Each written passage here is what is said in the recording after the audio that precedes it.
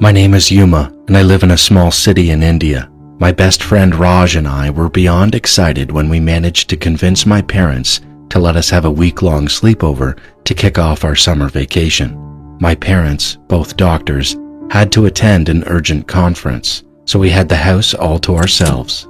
We spent the day having a blast, prank calling, doing our nails, trying our new makeup looks, and just enjoying the freedom. As night fell, we decided to watch a movie and finally called it a night around 2 a.m.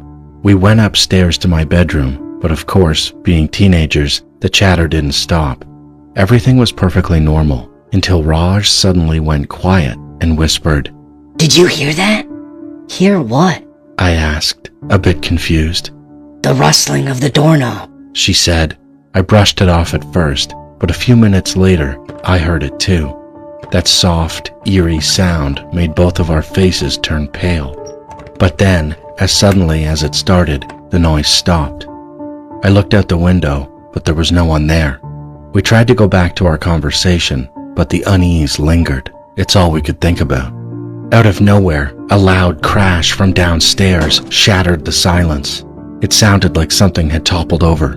We were paralyzed with fear, clinging to each other, our minds racing. Raj decided to call her mom, who lived just a few blocks away. In a panic, she rushed over, telling us to stay locked in the room until she arrived. She knew where we kept the spare key, so she was able to let herself in. As we waited, we heard the unmistakable sound of a vase shattering near my bedroom. We were terrified and convinced we were in real danger. Then, the front door unlocked. Raj's mom arrived, and as she came upstairs, she knocked on the door, reassuring us that everything was fine. When we opened the door, she was laughing, telling us that a stray cat had somehow gotten inside. We were dumbfounded, but then remembered we had left a window open earlier. We laughed it off, but still shaken. We decided to spend the night at Raj's place instead. The next morning, over a lazy breakfast, a chilling thought hit me. I turned to Raj, my face drained of color, and quietly said, "If it was just a cat, how did it fiddle with the doorknob?" The realization left us both speechless.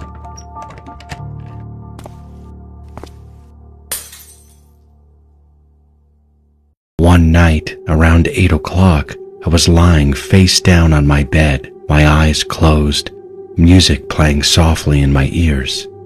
Suddenly, I felt a sharp tug on my toes.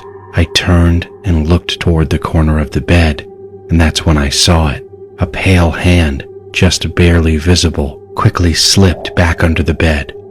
At first, I thought it had to be my dad. He loved to play pranks on me and scare me sometimes. I got up, knocked on the mattress with both hands, and said, "Dad, I know you're under there. Don't scare me." In response, I heard a knock coming from under the bed. Still laughing a little, I knocked again, louder this time. "Dad, come out! Come out now!" I called, but then I heard my dad's voice, far away outside. "What's going on?"